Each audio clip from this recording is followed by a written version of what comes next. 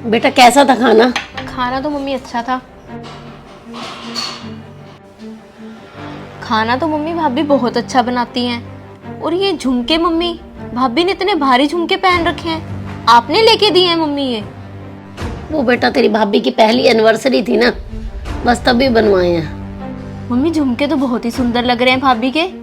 और भाभी के पास तो मम्मी बहुत महंगी महंगी चीजें हैं, इतनी महंगी महंगी साड़ियाँ, महंगे महंगे ब्यूटी प्रोडक्ट्स, अलमारियाँ भरी पड़ी हैं भाभी की ब्रांडेड कपड़ों के साथ। और मम्मी आप ना मेरी शादी के बाद बहुत ज्यादा बदल गए हो। आपने तो अपनी बेटी के लिए अपनी जिम्मेवारियों का पल्ला ही झाड़ दिया है। जब भी यहाँ पर आती हूँ शगुन के नाम पर एक छोटी सी रकम का लिफाफा पकड़ा देते हो कि अपनी पसंद से कुछ ले लेना। उन पैसों में तो मम्मी भाभी की ना एक ब्रांडेड साड़ी भी ना आए। और भाभी अपने लिए 10-10 साड़ियाँ खरीदती हैं, तब जाके उनमें से कोई 2 साड़ियाँ मुझे मिलती हैं। भाभी की तो मम्मी किस्मत खुल गई है, ऐसा ससुराल पाकर, ऐसी सास पाकर जो अपनी बेटी से ज्यादा अपनी बहू को प्यार करती है। मेरे मायके में तो उल्टी गंगा बह रही है। मम्मी भाभी के झुमके लेते टाइम नहीं आपको अपना घर दिखाई दे रहा था। जब भी आपको मुझे कुछ देना होता है तो आप बोल देते हो हमारा भी घर है बेटा, हमारी भी जिम्मेवारियां हैं, माटी के चूल्हे हैं सबके। अरे अंजलि कैसी बातें कर रही है तू? दिन त्योहार पे तो बेटा सब कुछ देते ही है ना तुझे भी। दिन त्योहार पे? अरे मम्मी दिन त्योहार पे भी आप मुझे क्या देते रहते हो? बेटियों को तो सिर्फ दिन त्योहार पे दिया जाता है, और बहू को जब मर्जी उसके ऊपर कुछ भी लुटाते रहो। जो बहू आप कितने खर्चे करती है वो नहीं आपको दिखाई देता? बेटा तुझे उसके महंगे महंगे शौक तो दिखाई दे रहे हैं, परंतु उसके पीछे उसने कितनी मेहनत की है तुझे वो नहीं दिखाई दे रही। मैंने ना कोई शौक नहीं पूरा किया तेरी भाभी का, उल्टा तेरी भाभी कर रही है शौक तो हमारे पूरे कर रही है अपनी काबिलियत के दम पे। उसने शादी के बाद भी अपनी पढ़ाई पूरी की, अब उसकी जाके अच्छी जॉब लगी है, तो बेटा वो सारे परिवार के लिए सब कुछ कर रही है और तेरे लिए भी करती है।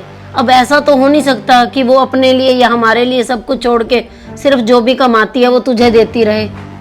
और तू ऐसी बातें क्यों कर रही है? तुझे मैंने शादी से पहले कितना बोला था कि बेटा कोई ढंग का पढ़ लिख ले, अपने पैरों पे खड़ी हो जा, पर तुझे तो सिर्फ रीले बनाने से ही फुर्सत नहीं थी। तू तो मुझे साफ साफ बोल देती थी कि मैं तो इतनी सुंदर हूँ, कोई अच्छा लड़का मिल जाएगा, पैसे वाला मिल जाएगा, वो मेरे सारे शौक पूरे करेगा। कैसे शौक? मेरे तो शौक ना मायके में पूरे हुए ना ससुराल में। नहीं बेटा, अब तू रीले बना। रीले बनाने से तेरी समाज में बहुत ज्यादा वाहवाही होगी। अब समझ आ रहा है तुझे? शादी से पहले तुझे इतना बोला कि पढ़ लिख ले बेटा, पढ़ लिख ले, कुछ बन जा, परंतु जब तूने हर तरफ से जवाब दे दिया तभी तेरे पापा और मैंने ये फैसला लिया कि हम भी अपनी जिम्मेवारी से मुक्त हो जाएं। और जब लड़का देखा तो तू 1 मिनट में शादी के लिए तैयार हो गई। तूने एक बार भी ये नहीं कहा कि मम्मी मैंने पढ़ना है या मैंने कुछ सीखना है या मैंने जिंदगी में कुछ करना है। तो बेटा तेरी भाभी ने बहुत मेहनत की है यहाँ तक पहुँचने के लिए। अगर तू भी अपनी भाभी की तरह पढ़ती लिखती तो आज तेरी भी कोई अच्छी नौकरी होती, तो आज तू भी अपने महंगे महंगे शौक पूरे कर सकती थी। हाँ मम्मी, मुझे शिक्षा का महत्व समझ में आ गया कि शिक्षा ही है जो हमें समाज में ऊंचा उठाती है, जिससे हम अपने सपने पूरे कर सकते हैं।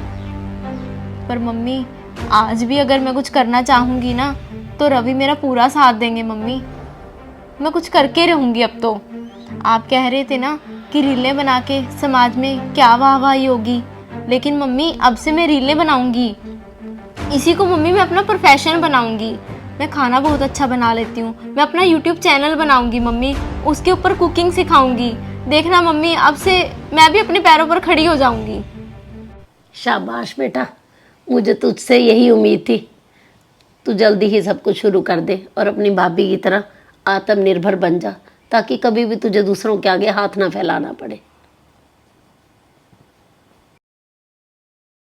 तो आप सब ना अपनी बेटियों को पढ़ाइए लिखाइए, आत्मनिर्भर बनाइए, ताकि उनको शादी के बाद बिना किसी के आगे हाथ ना फैलाना पड़े।